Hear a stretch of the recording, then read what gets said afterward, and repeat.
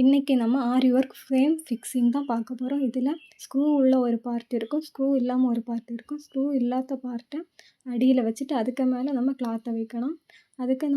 அதுக்கு மேலே உள்ள பார்ட்டு கிளாத்துக்கு மேலே வைக்கும்போது நமக்கு லென்த்து கரெக்டாக இல்லாமல் இருந்துன்னா நமக்கு தேவையான லென்த் அளவுக்கு ஒரு எக்ஸ்ட்ரா கிளாத்தை இந்த கிளாத்து கூட அட்டாச் பண்ணலாம். மிஷினில் வச்சு நம்ம தைச்சாலே போதும், அது ஸ்ட்ராங்காக அந்த தையல் விழுந்துடும். அப்போ நமக்கு அட்டாச் பண்ணும்போது பிரிஞ்சு வராமல் நமக்கு ஈஸியாக இருக்கும்.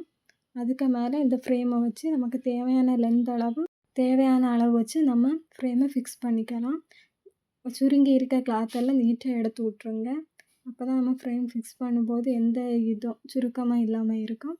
அடுத்து சைடில் அந்த ஸ்க்ரூவை லூஸ் பண்ணி விட்டுருங்க. அப்போ தான் நம்ம ஃப்ரேம் கரெக்டாக ஃபிக்ஸ் ஆகும். அப்புறம் கரெக்டாக அந்த ஃப்ரேமை கிளாத்துக்கு மேலே அமுக்கி வச்சுருங்க. அது நீட்டாக போய் அந்த சின்ன ஃப்ரேமுக்கு மேலே அப்படியே ஃபிக்ஸ் ஆயிரும்.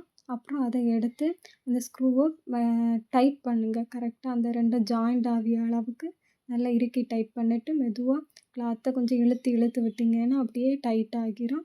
அவ்வளோதான், ஈஸியாக ஃப்ரேமை ஃபிக்ஸ் பண்ணிடலாம். ஆரி ஒர்க்குக்கு இது ரொம்ப யூஸ்ஃபுல்லாக இருக்கும். உங்களுக்கு இந்த மாதிரி யூஸ்ஃபுல்லான வீடியோஸ் வேணும்னா என் சேனலை மறக்காமல் சப்ஸ்கிரைப் பண்ணுங்கள். இந்த வீடியோவை லைக் பண்ணுங்கள்.